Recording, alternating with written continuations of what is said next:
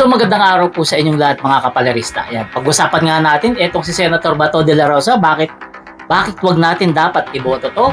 Kasi unang-una, ang katapatan nito na kay dating Pangulong Duterte, Pangalawa, etong si General Bato sa pagkakaalam ko wala pa tong sinabi patungkol sa pambubuli ng China, At pangatlo, bakit hindi natin dapat iboto si Senator Bato de la Rosa? Kasi nga, baka masayang ang boto natin diyan.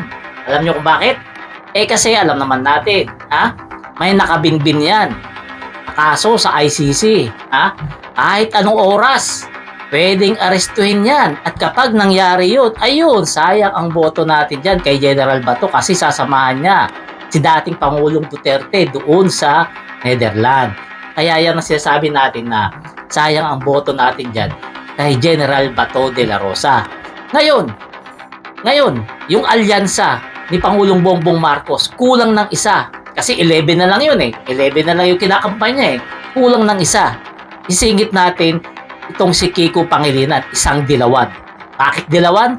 Kasi hindi ito pro-China. Yan ang pinaka-importante doon. Hindi pro-China. Hindi ibebenta ang Pilipinas sa China. At hindi kakampi sa China. Kaya etong si Kiko Pangilinan, mas okay pa iboto kaysa sa mga kandidato na pro-China. At least itong si Kiko, di ba? Gaya ng sinasabi ni PBBM, hindi na mag-OJT sa Senado kasi dati nang naging senador ito. Kaya alam na alam niya ang mga trabaho ng isang senador. Hindi gaya ng mga ibang kandidato na mga maka-pro-China, alam naman natin, di ba? Alam naman natin na puro OJT mangyayari diyan gaya na lang sa isang senador na walang ibang ginawa kundi magsuklay ng bigote sa Senado. Kaya tingnan natin, pagkumparahin natin yung mga kandidato. Yung alyansa ni Pangulong Bongbong Marcos kulang ng isa. Kaya mas mabuti pa kaysa idagdag natin yung mga pro-China, pumili na lang tayo sa mga dilawan na senador. Gaya na lamang nitong si Senator Kiko Pangilinan. Kasi sa lahat ng mga hindi kasanib sa alyansa, etong si Kiko ang talagang pwede na maupo sa Senado kasi alam na niya yung gagawin niya.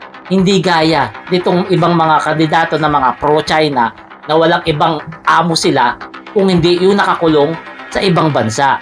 Kaya isip-isip tayo mga kababayan. Huwag nating hayaang masayang ang ating boto. Boboto tayo sa isang senador, kalaunan makukulong. Anong tawag doon? Nasayang ang boto natin. Diba? Kaya huwag natin pababayaan. Hanggat maaari, huwag natin pabayaan na may maupo, na may maupo na pro-China na kandidato na magiging senador.